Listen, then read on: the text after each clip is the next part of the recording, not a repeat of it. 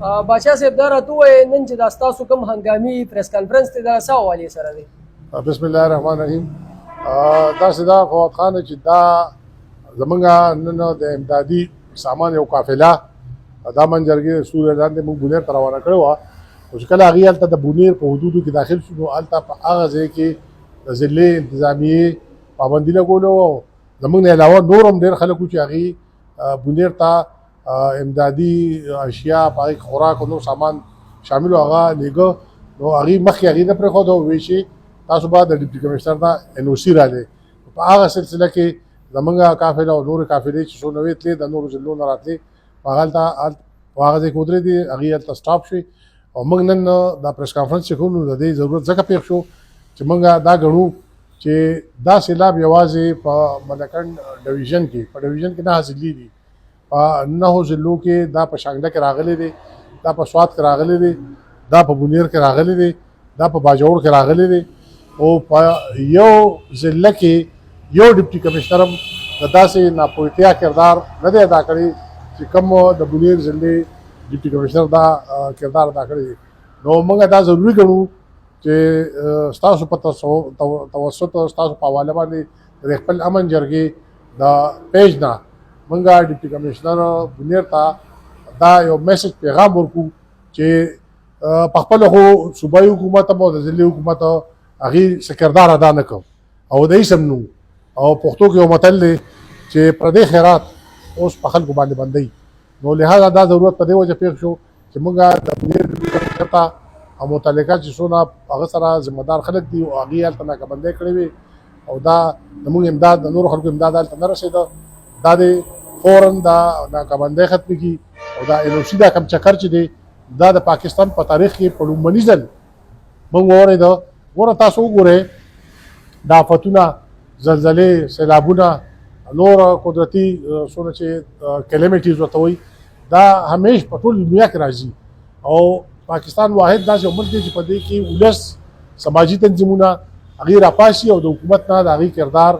ښي اکټیو وي او هغې هغه مسله که 100% نه 50% 80% هغه حل کړي او داسې یو بیوقوف ډیپټي کمشنر چې دا کوم یو وخت اوس په بونیر کې پوسټ دی او هغه لګیا دی د ولس هغه ولې ځلې هغه کوششونه چې کوم د وخت اوس لګیا دی یو لیډینګ کردار ولس ادا کوي هغه ناکامه کوي. نو دا پریس کانفرنس زه په دې حواله کوم زموږ دا کوم ملګري زموږ کوم تنظیم چې د وخت موږ سره ناست دی چې ډیپټي کمشنر دی په هغه اردو کې ورته وایي چې هوش کې ناخون لې د عقل د خود د سر لراشي دې ټیک شي او که نه ټیک کېږي نو بیا موږ سره نورې لارې شته. بادشاه صاحب دا راته ووایه بونیر ته خو تاسو د امن جرګې د پلیټ فارم نه امدادي سامانونه تاسو ولېږله خو په دې کې زیاتره خبرې داسې مخې ته راغلي دي چې هلته کې خلکو د خوراک کم سامانونه وړي دي هغه خراب شوي دي او بیا د غرونو په لمن کې هغه خوراکونه غورځولي دي. نو آیا د تاسو چې کم سامانونه ولېږل نو د دغې ضرورت او آیا هغه سامانونه څه وو چې کم تاسو د امن جرګې د سوري د لاندې سیلاب زدګانو ته ولېږل؟ موږ داسې ده چې زموږ نن کوم زموږ قافلې چې تللې ده زموږ د امن جرګې ملګرو په قیادت کې نو په هغې کې کوکډ فوډ یعنې پوښ شوی خوراک هغې کې نو دا زموږ د ملګرو هغه هڅې وې د هغې ستړې وې چې په هغې کې وړو په هغې کې چې کوم دي شیدې وو په هغې کې غوړي وو په هغې کې نور اوس خوراک وو لهذا دغه خرابېدو څه مسله نشته دا که کالم پروت وي نو دا نه خرابېږي او دې سره سره بیا موږ یو بل خپلې وړو کې مونږ ته کوشش کړو چې موږ په هغې کې برستنې په هغې کې طلایانې په هغې کې لوټې په هغې کې کراکري او نور داسې سامانونه چې هغه هلته خلکو ته د هغې فوري ضرورت دی ځکه چې غون کورونه سیلاب وړي دي اوبه وړي دي د ماچسه پورې خلکو ته ضرورت شته. نو زمونږ په دې موجوده نن چې کومه موږ خپله قافله لېږلې وه په دې کې تقریبا آلموسټ زه به دا ووایم چې ضرورت هر یو شی په هغې کې موجود و او دا زمونږ آخري هڅه نه ده کوشش نه دی چې موږ به په دې باندې اکتفا وکړو دا به سټاپ کړو. زمونږ په ټولو ضلعو کې ټولو تنظیمونو سره رابطه ده او موږ خپل یو سرکولر جاري کړی دی په ټولو ضلعو کې زمونږ تنظیمونه لګیا دي هغې د خلکو په تعاون د خلکو په امداد باندې لګیا دي کنټریبیوشن ډونیشنز کوي. نو انشاءالله هفته بعد به موږ بیا دوباره بونیر ته ځو بلکې د صوبې ټول تنظیمونه به ځي او انشاءالله ډېر حده پورې چې کم کمې موږ محسوسوو نن موږ ته خپل ملګري ووایي نو راتلونکي انشاءالله چې کم ټرپ موږ لګو او کم امداد موږ وړو هغې کې به انشاءالله که خیر هر یو شی موجود وي. باچا صاحب تاسو تفصیلي مفصل خبرې وکړې، یقینا تاسو چې کوم سامانونه هلته کې بونیر سیلاب زدګانو دپاره ولېږل نو هغه موجوده د هغې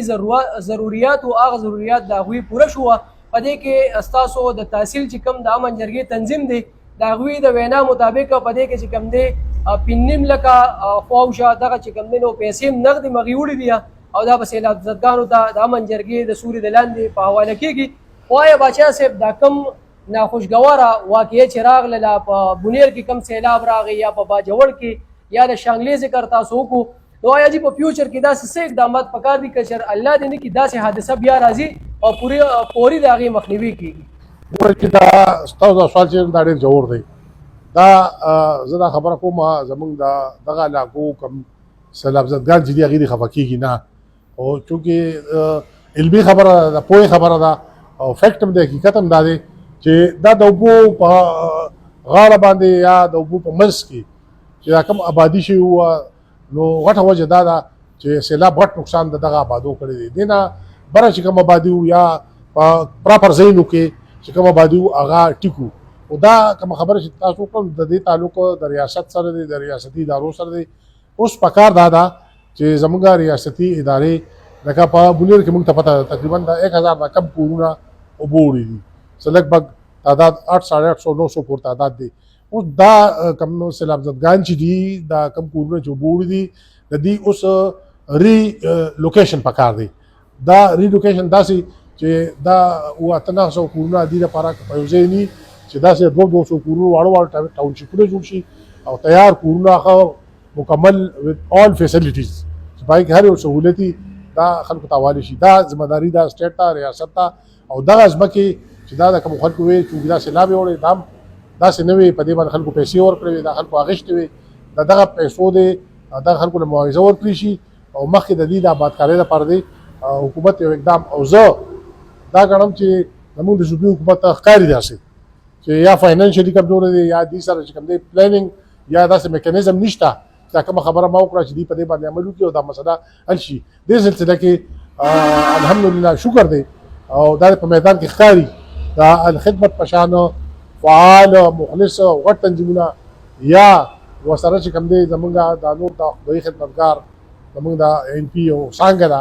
هغې لګیا دي هغې یو ډېر ښه کردار دی. ورسره نور سماجي تنظیمونه دي لکه زه به